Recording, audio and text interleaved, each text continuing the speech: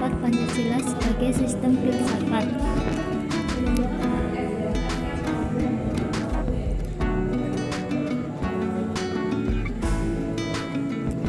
Yang pertama, konsep dan urgensi Pancasila sebagai sistem filsafat.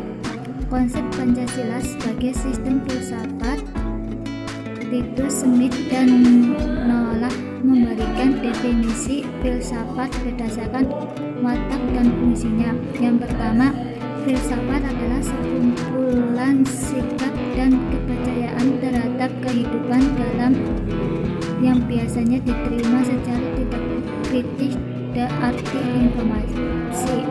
Yang kedua, filsafat adalah suatu proses kritik atau pemikiran terhadap kepercayaan dan sikap yang sangat dijunjung. Yang ketiga, filsafat adalah usaha untuk mendapatkan gambaran keseluruhan. Yang keempat, filsafat adalah analisis dari bahasa serta penjelasan tentang arti kata dan konsep. Yang kelima, filsafat adalah sekumpulan problematik yang langsung mendapatkan perhatian manusia dan dicarikan. Beberapa di atas, Pancasila dikatakan sebagai sistem filsafat. Dalam sidang BPUPKI 1 Juni 1945, Soekarno memberikan judul pidato dengan nama Physiologisch Grundleg daripada Indonesia Merdeka. Menurut doktrin, Pancasila adalah hasil penenungan mendalam para tokoh kenegaraan Indonesia. Menurut Sastrateja, Pancasila menjadi ideologi negara. Pancasila adalah dasar politik yang mengatur dan mengarahkan segala kegiatan yang berkaitan dengan hidup kenegaraan seperti perundang-undangan, pemerintahan, perekonomian nasional hidup berbangsa. Urgen Pancasila sebagai sistem filsafat. Manusia memerlukan filsafat dengan beberapa alasan. Pertama, manusia telah memperoleh kekuatan baru yang besar dalam sains dan teknologi, telah mengembangkan bermacam-macam teknik untuk memperoleh ketentraman dan kenikmatan. Kedua, filsafat melalui kerjasama dengan disiplin ilmu lain memainkan peran yang sangat penting untuk membimbing manusia sebagai keinginan dan aspirasi mereka. Beberapa faedah filsafat yang perlu diketahui dan dipahami. Pertama, faedah terbesar dari filsafat adalah untuk menjaga kemungkinan terjadinya pemecahan-pemecahan terhadap problem kehidupan manusia. Kedua, filsafat adalah suatu bagian dari keyakinan-keyakinan yang menjadi dasar pembuatan manusia. Ide-ide filsafat membentuk pengalaman manusia pada waktu sekarang. Ketiga, filsafat adalah kemampuan untuk memperluas bidang-bidang kesadaran manusia agar dapat lebih hidup, lebih dapat membedakan, lebih kritis dan pandai.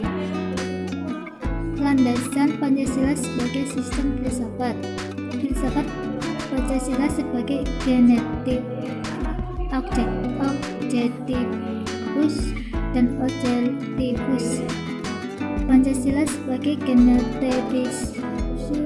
objektivus artinya nilai-nilai Pancasila dijadikan sebagai objek yang dicari landasan filosofisnya berdasarkan sistem-sistem dan coba cabang-cabang filsafat yang berkembang di barat.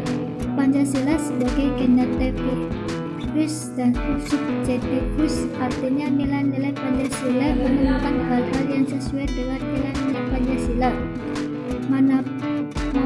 maupun untuk melihat nilai-nilai yang tidak sesuai dengan nilai-nilai Pancasila.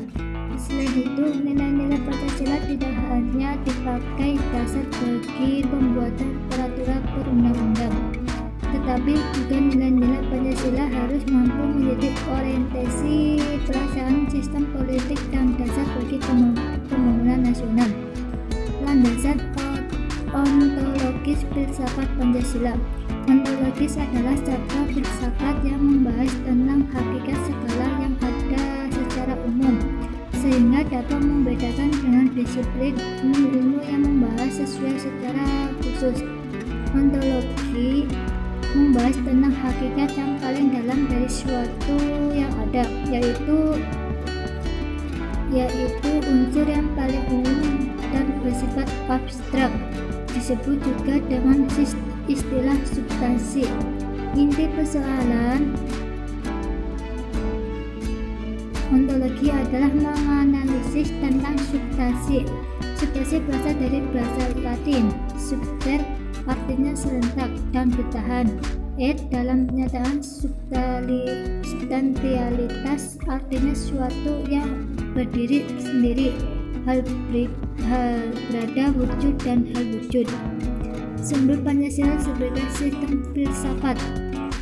Pengaturan pada lambang perisai adalah sebagai berikut. Sila pertama, ketuhanan yang Maha Esa dilambangkan dengan cahaya di bagian tengah present berbentuk bintang yang bersudut 5 berlatar hitam, persegi di bagian kiri, di bawah present berlatar merah. Yang ketiga, Persatuan Indonesia dilambangkan dengan pohon beriring di bagian kiri atas present berlatar putih. Sila keempat, kerakyatan yang dipimpin oleh hikmat, kebijaksanaan, permusyawaratan, perwakilan dilambangkan dengan banteng di bagian kanan kiri present berlatar merah.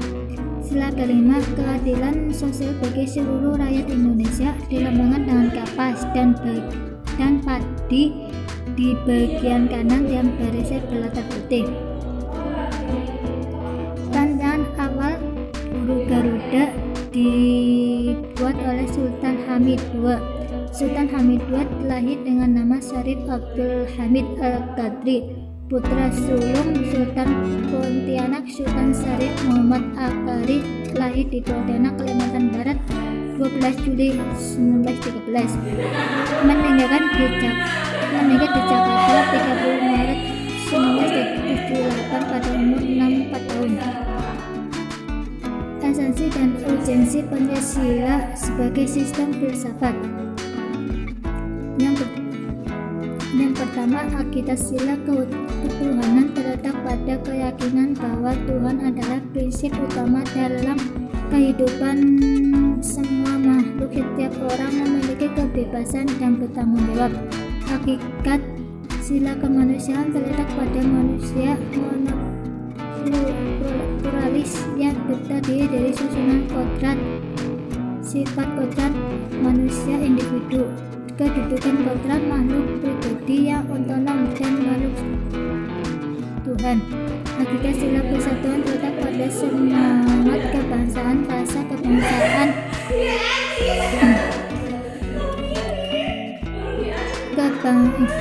rasa kebangsaan terwujud dalam bentuk cinta tanah air yang dibedakan ke target dalam 3 jenis, yaitu tanah air real, tanah air formal, dan tanah air mental. Tanah air real adalah bumi tempat orang yang dilahirkan dan dibesarkan, bersuka dan berduka yang dialami secara fisik berhari-hari. Tanah air formal dan adalah negara bangsa yang berundang-undang dasar yang ada manusia. Indonesia menjadi salah seorang warganya yang membuat undang-undang, menggariskan hukum dan peraturan, mengatur dan memberikan hak serta kewajiban, mengesahkan dan membatalkan, memberikan perundangan untuk menghukum dan memberikan paspor atau surat kemenangan lainnya.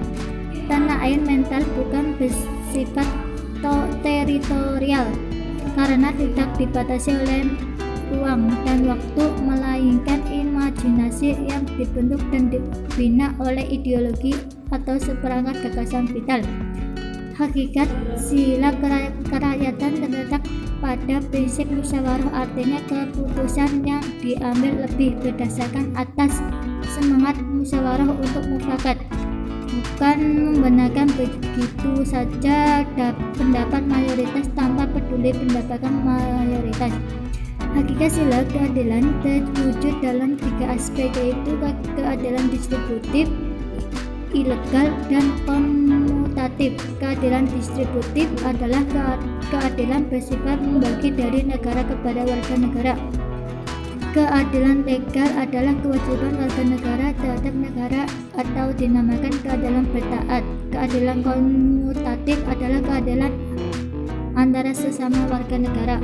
Terima kasih dari presentasi saya. Apabila banyak kesalahan, saya mohon maaf dan sebesar-besarnya. Wassalamualaikum warahmatullahi wabarakatuh.